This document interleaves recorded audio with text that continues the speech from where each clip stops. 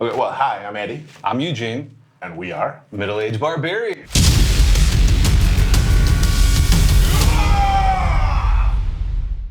very middle-aged. Yeah, we have to work on the timing on that one. Yeah, I guess so, but we'll get it right sometime. Eventually, maybe. Anyway, today's episode, we're going to be talking about how to gather the party. And by party, we mean the people you're gonna play with, the actual people, not just the role-playing aspect of it, but the real-life aspect of it. So, how would you begin? I mean, let's say you're a very, very friendless guy, or you're new in town, for instance. Oh, being new in town would be kind of rough. Yeah, like somebody who came to a town from far, far away. From far, far away with no friends at a very robust age of like 15, 16 back in the day. Maybe. Well, see, between Eddie and me, we have probably a collective 40 years. Playing, yes. Or more. I don't want to say more, but probably more. And back in the day, bring out that little cane and we'll hobble around with it and talk like old people. We didn't have some of the tools that makes it easy to connect nowadays, like I don't know, social media, online, all that kind of stuff. So it was a little bit harder back then. I can imagine nowadays if you need to find people, where would you start? Online? Online, most likely. You could probably use, depending on what is the case in your area, either a Facebook group or some other sort of. I'm sure there's a bunch of online forums. Yeah, or different sorts of gaming, or even trying to play online per se. But we'll get to that a little bit later. We'd rather talk. We believe that the experience is much better when you're actually face to face with the people. I mean, due to the pandemic, we obviously played. Online, which is a little bit virtual tabletops. Virtual tabletops and that sort of stuff. But the raw experience of playing with your people, it's very cool, and it's a very bond-forming experience. So it's good to play with friends. Obviously, the first people you would actually try to play with is, twist the hand of your friends and get them to play. I mean, bribe them with food. Yes, I would say bribe them with food. That would be my first instinct. Let's say, yeah, I'll be the DM. You have to do very little work. And a bunch of catering.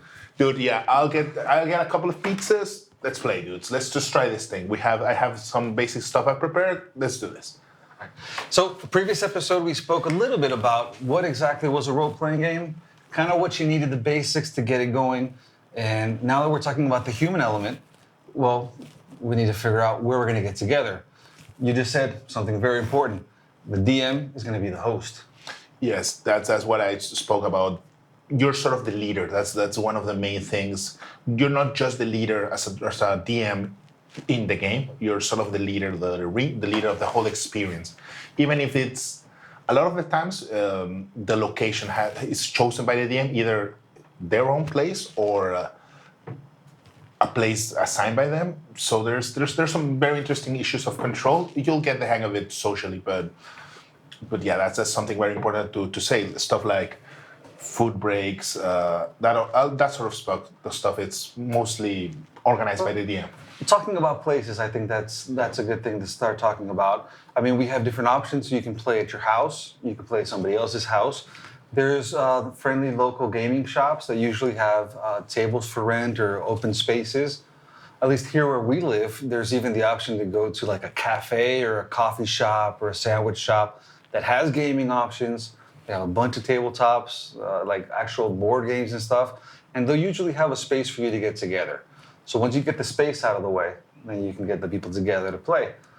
Yeah, and that's something else that you just mentioned that's very important. When we started playing, like the elderly, cane-wielding, middle-aged barbarians that we are, we basically started just the two of us. We played a couple of sessions, just him and I. He was the one that introduced me to the hobby. And then we went to an actual local gaming shop. And then we met a whole lot of people, even people like the unseen producers we're trying not to look at them at the moment. Yeah, we met a lot of people there, from the shop owner to people that were just casually stopping by. You can also find a lot of people that are into other games. Like I mentioned, tabletops. You have collectible card games like Magic the Gathering. And board games, like a lot of board games. I like what? You don't know board games, yeah. And I'm the board game guy. Yeah, I play a lot of board games, and a few of my friends, even the pandemic is the one I took advantage of that. A lot of my board gaming friends just doing the jump of, let's try something different. Let's try role playing game. they were up to it. A lot of them, due to them already knowing rules of games, it helped a lot. There are a few parallels with that, so that helps. I think that's part of like the scary, maybe like the scary thing about starting in the role-playing games is not knowing too much about the rules. So when you invite your friends over, usually it's important, like you mentioned, we had a couple of just like play tests together just to get the feeling of how the game works, how the mechanics are, because you're eventually going to have to teach these people, if they're new people that haven't played before, you know, a little bit about the ropes and how the game works. But let's say it's not. That was my phone. Sorry. Yeah, don't worry about it.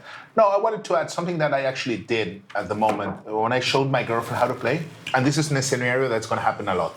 When she's not a big rules sort of gal, she's more of the social aspect of it. And a lot of the times it just came up to, Eddie, what do I have to roll? Which number do I have to roll to make it a success? And I would tell her, either me as the DM or one of the players would tell her, oh, you have to roll this and you have to roll this number. That's it. That's what you need for the experience. I mean, a lot of people will get different things out of the experience. People like Eugene who love the strategic aspect, well, they will surely learn the combat system. I know a lot of new players who just devour the rule books and they come to your table and they know more than you sometimes. They actually correct you. No, you're doing this wrong. That's wrong. They have a bunch of rules lawyers out there. Yeah, rules lawyering. It's called rules lawyering. That's the term. But a lot of the time, that you should know this. There's a rule zero. The DM is always right. They can always, whether you like it or not, he's going to be right. He's going to be right. You can, as a consensus, it's more of he should be a nice judge. And like we said, you have two attitudes to it. You're either the omnipotent god or the nice host. So, yeah, I'm just trying to remember back in the day. Oh my God. It was interesting because I remember even back in college, we grabbed random people. We just start talking. You just got to convince them. You got to make a high charisma check there and try to convince them to learn how to play something new. I mean, nowadays I think it is easier with the whole online presence. There's a bunch of forums and places you can go, from Reddit. Yes. And if you're going to play in person, that's cool. You can play online. I know there's options like, I think it's called Roll D20, which is like a virtual tabletop program. It's huge. A lot of people use it. And there's a bunch of tools and stuff at your disposal. And yeah, it's just convincing people and getting new people to play. Now, I don't know. Talking to weird, like unknown people can be weird if you're going to go. But you can always look for groups that already exist that are maybe looking for a new player, or just open up for people who have very little experience, and then you can join them and you can learn a lot from people with a little bit more experience. Yeah, that's why we mentioned the places, the shops. Usually the shops have a sort of board where you can ask around, hey, I would like to learn how to play, and they usually have a beginner session for that. There are also groups for very specific interests. For instance, my girlfriend, she is a very card-carrying feminist. She prefers to play with the girls because it's just comfort. And It's not a boys' club. yeah, it is not a boys' club. I mean, it's a very, it's getting more open as we go along. But she prefers to play with females, and there are actually groups of that, just female players playing together, which has different sensibilities than the strategic barbarian who only likes to smash skulls with a war hammer. They would do certain stuff very differently. So you can also look for that as well. I think it's also important to feel, like you're saying, you got to be comfortable with the people you're playing with.